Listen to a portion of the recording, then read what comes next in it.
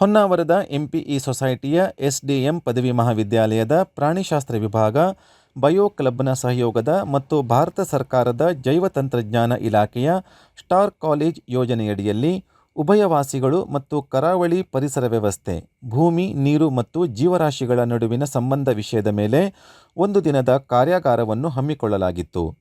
ವನ್ಯಜೀವಿ ಅಧ್ಯಯನ ಕೇಂದ್ರದ ಹಿರಿಯ ಸಂಶೋಧಕ ಮತ್ತು ಬ್ಯಾಟ್ರಾಕಾಲಜಿಸ್ಟ್ ಡಾಕ್ಟರ್ ಅಮಿತ್ ಹೆಗಡೆ ಸಚಿತ್ರ ನಿರ್ದೇಶನದೊಂದಿಗೆ ಉಪನ್ಯಾಸ ನೀಡಿದರು.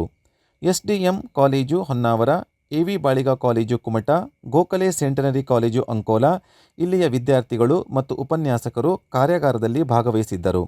ಕಾಲೇಜಿನ ಪ್ರಾಚಾರ್ಯ ಡಾಕ್ಟರ್ ಡಿಎಲ್ ಹೆಬ್ಬಾರ್ ಅಧ್ಯಕ್ಷತೆ ವಹಿಸಿದ್ದರು. ಎಸ್ಡಿಎಂ ಕಾಲೇಜಿನ ಉಪನ್ಯಾಸಕರಾದ ಪ್ರಾಣಿಶಾಸ್ತ್ರ ವಿಭಾಗದ ಮುಖ್ಯಸ್ಥೆ ರೇಖಾ ಆಚಾರಿ, ಸಸ್ಯಶಾಸ್ತ್ರದ ವಿಭಾಗದ ಮುಖ್ಯಸ್ಥೆ ಭಾರತಿ ಶಾನಬಾಗ್, ಸ್ಟಾರ್ ಕಾಲೇಜ್ ಯೋಜನಾ ಸಂಯೋಜಕ ಡಾಕ್ಟರ್ ಮಂಜುನಾಥ ಹೆಗಡೆ ಕಾರ್ಯಕ್ರಮವನ್ನು ಸಂಯೋಜಿಸಿದ್ದರು. ಮಂಜುನಾಥ ಭಂಡಾರಿ, ಶ್ರೀ ಮಂಜುನಾಥ ನ್ಯೂಸ್, ಹೊನ್ನಾವರ.